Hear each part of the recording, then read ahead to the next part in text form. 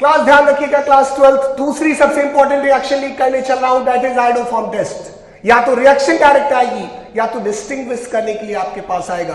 तो हमेशा से याद करना, आयोडोफॉर्म रिएक्शन ऐसे कंपाउंड प्रोड्यूस करेंगे जिनके पास पहले से ही CH3CO हो, या ऐसे अल्कोहल जो ऑक्सीडाइज होने पर CH3CO में कन्वर्ट हो जाएंगे, वो हमेशा आयोडोफॉर्म टेस्ट देंगे।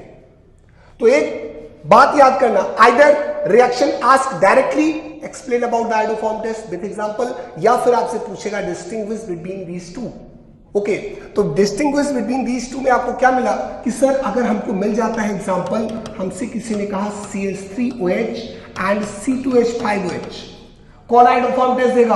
आपने कहा C2H5OH, because C2H5OH on oxidation convert into CH3CHO, CH3CO को जनरेट करेगा।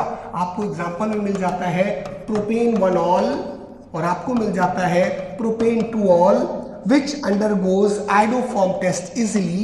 Your answer should be propane 2ऑल। आपको क्वेश्चन मिल जाता है पेंटेन 2ऑल and pentane 3ऑल which undergoes iodoform easily. Your answer should be pentane 2ऑल. These are the most important reaction. अब अगर आपको रिएक्शन लिखने को मिलती है तो आप क्या करने वाले हो? अगर रिएक्शन लिखने को मिलती है तो हमेशा से याद करिएगा RCH2CO CH3 in the presence of NaOI।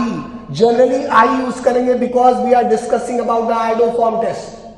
Iodoform reaction I use करेंगे। ऑब्जेक्टिव में पूछ सकता है iodoform having colour yellow PPT, iodoform के लिए yellow PPT।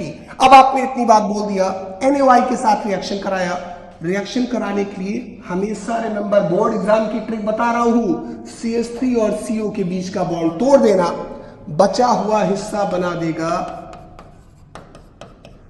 Sodium salt of carboxylic acid और मेथिल ग्रुप से बना के चले आना CHI3।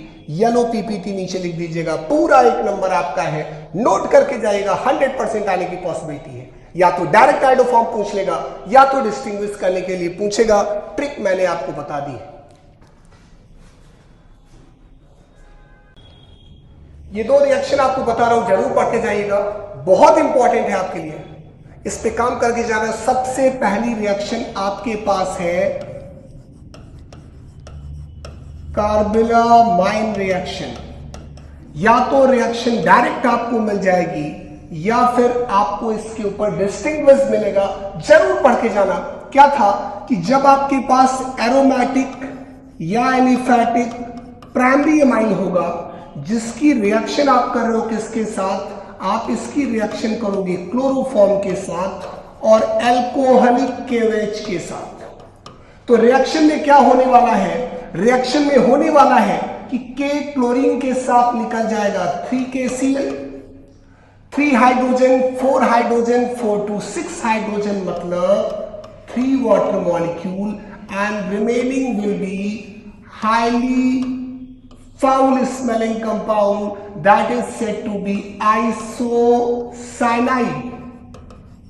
रिएक्शन आने के 100% चांसेस है क्लासेस, तो ध्यान में रखिएगा। आपको ये रिएक्शन डायरेक्टली कार्बेलामाइन के फॉर्म में मिल सकती है या आपको मिल सकता है हाउ वी कैन डिस्टिंग्विश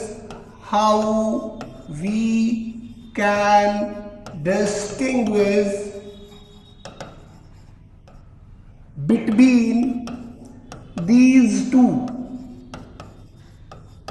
पहला आपको मिल गया बेंजीन के ऊपर CH2, ये आपके पास NH2 है, और आपको मिल जाता है बेंजीन के ऊपर NHCH3।